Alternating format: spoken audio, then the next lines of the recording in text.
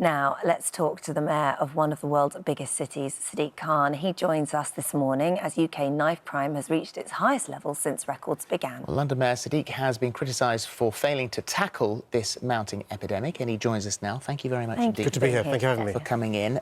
3 years of London Mayor, 1 year to go. How do you think you've done?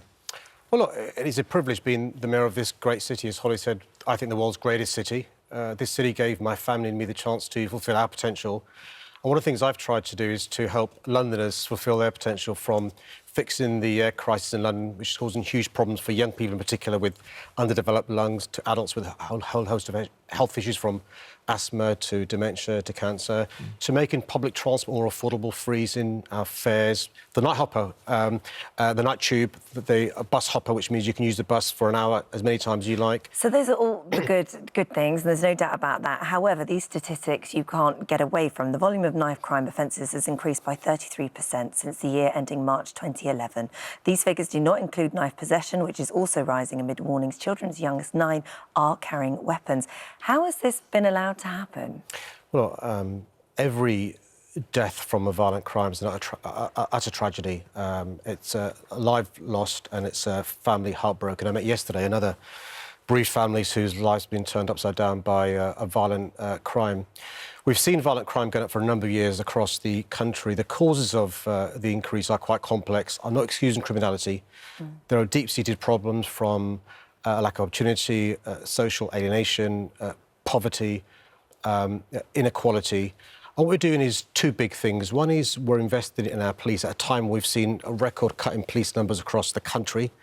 The second thing we're doing is what's called a public health approach. That's dealing with the root causes of why somebody picks up a knife. That means investing in a young person and their family. We've set up the country's first violent reduction unit to try and grapple with the root causes. So, for example, Holly, in London we've seen dozens of youth centres closing down, hundreds of youth workers losing their jobs, young people without youth centres to go to. So we are, from City Hall, investing in young people. With It's not working, though.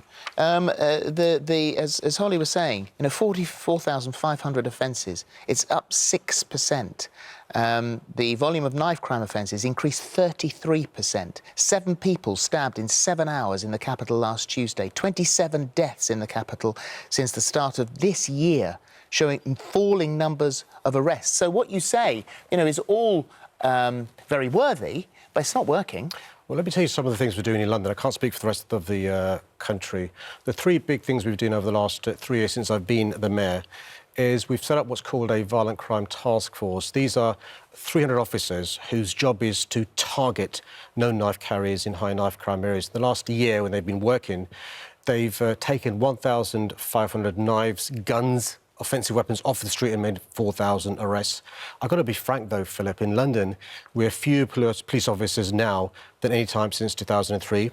The second big thing we've done is what's called the Young Londoners Fund. £45 million to invest in young people, giving them constructive things to do rather than joining a criminal gang because they think it's the only thing they can do. And the third big thing we're doing is bringing together in the Violence Reduction Unit, not just the police and City Hall, but also social services, education, probation, councils, faith groups, civic society, to make sure we can deal with the root causes and not just the enforcement. Some people say that it is actually your fault, that you're blaming everyone, but you won't accept any blame yourself. Boris Johnson has written that it's tragic so many young lives are again being lost on the pavements of our capital, but for my money there is a further outrage, and that is the abject failure of the Mayor of London either to grip the problem or even take responsibility. He blames funding when he was left with a large chest by me. He blames the Tory government. He blames society. He blames everyone but himself when it is his paramount duty to keep Londoners safe. Well, listen, I accept full responsibility. I'm the Mayor of London. I want to lead from the front, and I've been leading from the front for the last 3 years. So it is your fault? Well, I accept full responsibility in relation to keeping our city safe. Look, I'm the father of 2 teenage daughters. It's personal. I'm raising my family here. I've got nephews and nieces who are teenagers who live in areas like I do, where there is high knife crime. We are making progress, but I've got to be frank with Londoners. and explain over the last 8-9 years, we've lost a huge amount of funding from our police service. Look, 80% of our funding comes from central government, not just for the police, but for education, for mental health provision, for youth services. So in City Hall, we're investing in these, but I can't fill the massive hole left by central government. But I accept responsibility. I'm the mayor of this great city, but I'm also a dad. So now, I mean, the government have promised an extra 100 million to help tackle this knife crime epidemic. Well, hold on, come on, listen. Let's talk about that, Holly. So in the last 8 years, just London, Yeah. we've lost £1 billion in our police funding. The government promised £100 million for the entire country. We're only going to get 17 million. So all I'm saying to you is, you know, there's one thing talking the talk, but where are they walking the walk? And what I'd say is this: look, in London, we've got a great city, but one of the things that parents say to me, and I know this from not just family members, but I met a bereaved family yesterday, is they're worried about their children leaving home because, God forbid, they could be the victim of a knife crime. Well, this is really true. And so with these changes that you're saying and getting to sort of the bottom of this in these roots and making these small changes, how long will it take before we start seeing these statistics being reversed? We're starting to see some progress now. So if the Commissioner was here, and by the way, I've got to give huge credit to our overstretched, under-resourced police who work incredibly hard.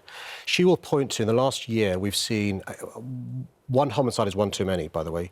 We've seen a reduction from last year in the number of homicides due to violent crime in our city. That is good, that's progress. We've also seen a reduction in the numbers of under 25s who are the victims of knife crime. So we are seeing progress in relation to this area. So the police are working incredibly hard, fewer officers. Some of them doing 12-hour shifts, by the way, Philip, cancelling leave, cancelling rest days to come in and keep us safe. We are always massively appreciative Also, of our teachers are working incredibly hard, youth workers are working incredibly hard. But I've got to be frank with the country, which is, it's not just the London problem. I speak to friends in Manchester or in Birmingham or in Liverpool or in Cardiff. So it's easy for Boris Johnson to blame the Labour Mayor Sadiq Khan. But one of the things the government's got to do is give us the resources we need to keep our city safe. But you are in charge of large purse strings, and as Boris himself said, he left you with a whole load of cash. Well, not true. Don't believe anything Boris Johnson says. Well, let me deal with funding. Well, let me talk about funding then. In that case, why are you wasting money on the line that goes to Wimbledon, banning ads for strawberries and cream? Why not? Did Boris tell you that? Not true.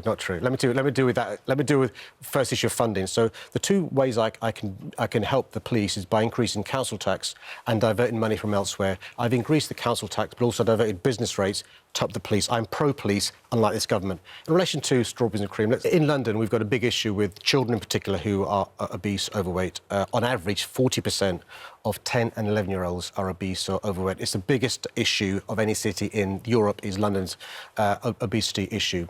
What we've said to advertisers is you aren't allowed to advertise foods that are high in fats, sugar and salt targeted at children, so junk food adverts are banned. Strawberries and creams aren't targeted towards children. They're not banned. And what advertisers can do is ask for what's called an exception, so you can advertise strawberries and cream. So that ad is not banned? It's not banned. And it's still there? I've not been on that particular line, the District and Circle line to Wimbledon, but I can... It also promotes tennis and active sport. Well, that's one of the reasons why we're a great city, and the great city in the world is because of things like Wimbledon, because of things like the sports we have in our city, but also the fact that people enjoy, homegrown strawberries and cream as well. So many Londoners are terrified. You say you're a father. The parents are scared for their children when they go out at night, and you're worried about what appears to be trivia like that. Hold on a second. Look, firstly, the facts. Nobody has banned strawberries and creams being advertised on the TfL network. Let me just clarify that, number one. Number two, a good leader should be able to do more than one thing at a time. So in our city, we've got a situation where violent crime has been going up over the last 5 years. We've got to deal with that. We've also got a situation in relation to children who are obese and overweight. We've got to deal with that.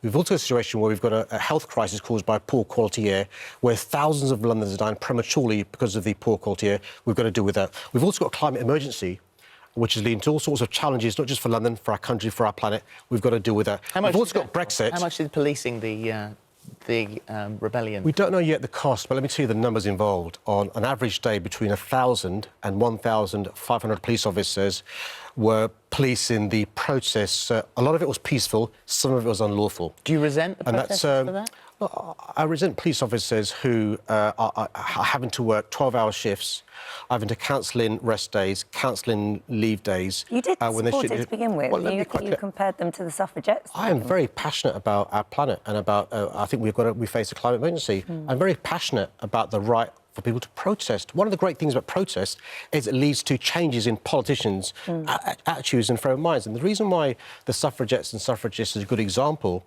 is last year we celebrated the first women getting the right to vote. Now, one of the things that led to politicians changing their mind about women deserving the right to vote was people campaigning and protesting. A month ago, I was campaigning and protesting to ask the government to give the British public a final say on whether we should accept the deal negotiated by the government with the option of remaining in the EU. One of the great things about living in a democracy is people can protest, people can have petitions, people can lobby parliamentarians, but it's got to be peaceful and it's got to be lawful. Just finally, because we know that President Trump's on his way over, and you've been highly critical of him. He said, tell him I'll remember these statements of the times when you've criticised him over the travel ban that he imposed and what he said about the London Bridge attacks. You'll be shaking his hand and welcoming him to London? Well, let me be clear. It takes two to tango. It's him that's obsessed with me, not me obsessed with him. I'm quite clear. The USA are our closest allies. They're like our best mates. Now, the thing about a best mate is your expectations are higher than they are from an acquaintance or just somebody who's just a friend. And we expect more from our best friends. And so, for example, if Donald Trump, as the president, is saying things that we disagree with, let's say boo to a goose and say, listen, mate, I love your country, I love the relationship we've got, but you're wrong here. And I think Theresa May and our government should be saying, you know what, Donald Trump, you're wrong about your views on women, you're wrong about your views on Muslims, you're wrong about your views in relation to a whole host of issues, including immigrants, including the way you treat certain people, and we should not be afraid to do so. So, as a best mate, will you be welcoming him to your city? I don't think we should be rolling out the red carpet. I don't think we should be giving him a state banquet. But I do think we should be commemorating 75 days of the D-Day landings. I do think we should have good links with the USA, with other close allies. But I don't think we should be rolling out the red carpet. So he's not welcome? Well, he's welcome, but not on a state visit with a state banquet and all that involves. OK, all right. Mr Mayor, thank you very much. Thank you Good to very see you both. much. Thank you. Thank you.